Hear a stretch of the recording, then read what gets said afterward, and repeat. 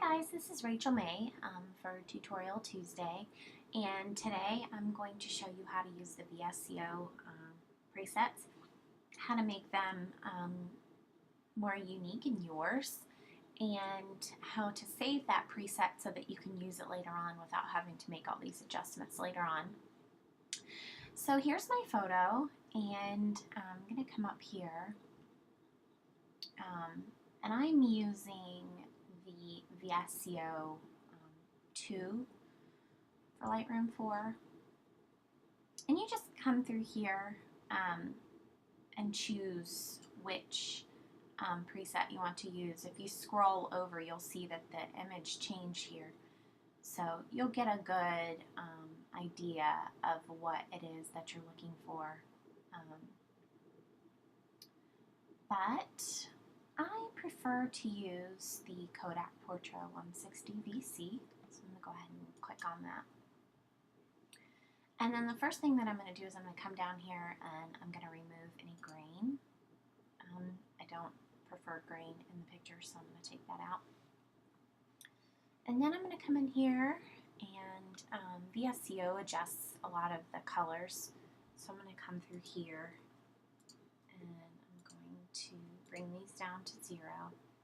And honestly, the best thing for you to do is just to go ahead and zero all of these out so you can see what it does to the photo. I highly recommend that for any preset that you're using, just to understand what it does to your photo and why or why not, why you would want that. So I'm looking at the photo, and this is basically what it's done. So this is the after removing those. This is the before. And the first thing that I noticed with this is I do prefer the greens. I don't like the bright neon greens. So I'm going to come back over here, and I'm going to play with that a little bit. I'm going to bring the hue up and the saturation down. It has a much dreamier feel that way. So I'm going to leave that like that. And then the next thing I'm going to do is I'm going to come up here and I'm going to bring the highlights down, and the whites down, the shadows up, and the blacks up. And I'm going to give it a little bit of contrast. Then I'm going to come in here and look at our skin tone because it looks a little warm. It's kind of orangey. So I'm going to put that on there. And then I'm going to use the down arrow just to adjust that quite a bit. I feel like she needs a little bit more exposure too. So there's that. And then I'm also going to come down here under lens corrections. I'm going to click enable profile corrections. Just brightens that up quite a bit. And I'm going to come back up here. I guess I should have done that first. Bring the exposure down just a little bit because that changes it. So there is that, and I'm going to come up here and I'm going to click develop new preset. And when you're making this, I would turn the white balance off, because if you leave the white balance on, when you use that particular preset on any of your other photos, it's going to change the white balance, and I prefer that not to be changed. So leave that off, no sharpening.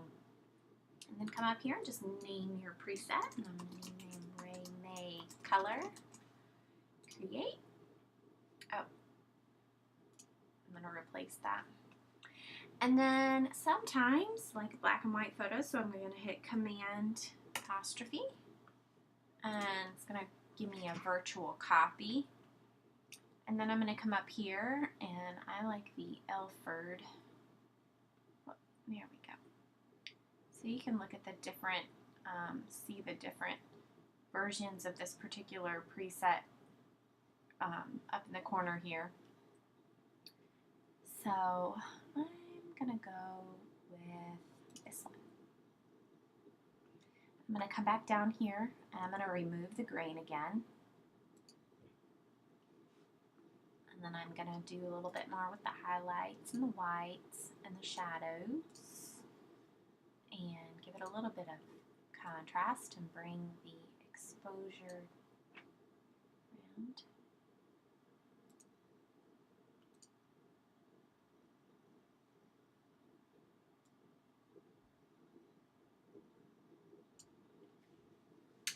again, I'm going to come up here, new preset, and Ray May black and white. Oop.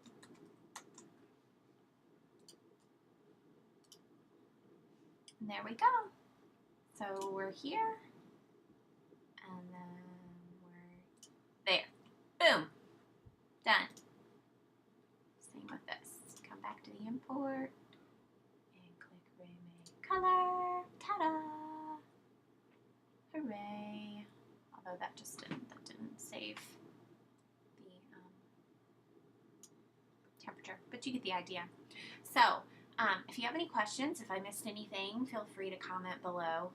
Never made one of these tutorials before, so I probably screwed up somewhere. Enjoy!